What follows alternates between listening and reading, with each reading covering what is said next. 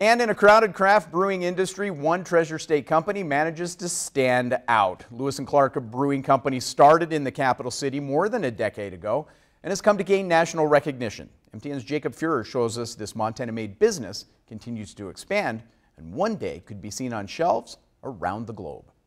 When you first start to mash in, and that's where you're taking the malted barley and you've ground it up, and now you're going to mix it with water in what's called the mash tun or the lauter tun.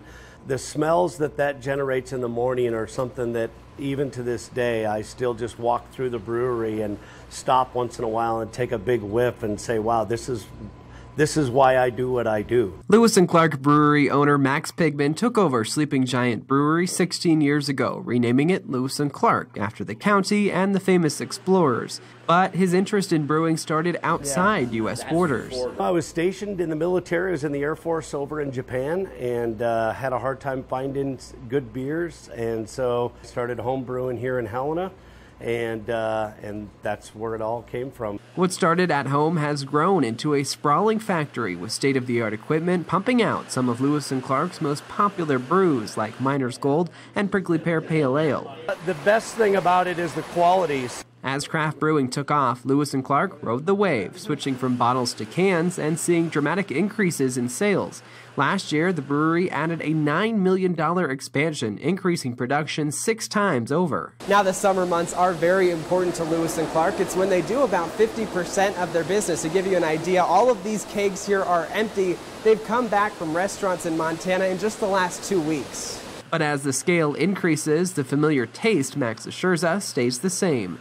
The brewery took home multiple awards recently at a competition in Denver. 3 of the medaling beers were made in the expanded brewery. The beer that we're putting out at this point really has the quality that the judges are saying, hey, this is really good beer. What makes it so special? Pigman points to Montana's amber waves of grain. Being able to utilize some of the best malted barley in the world, which is grown just north of us, up in the Golden Triangle, and malted just north of us, up just above Great Falls there, is a huge advantage. Pigman finds other ways to draw in customers in what's becoming a crowded craft brewing scene. We've got a plan of bringing out a new seasonal beer about every 6 weeks now. This month, a seasonal pumpkin brew entices customers. Recently, Pigman also allowed customers to start buying beer with the digital currency Bitcoin. Anything to keep things fresh, a strategy that's paying off. Here we are, almost 17 years later, and it's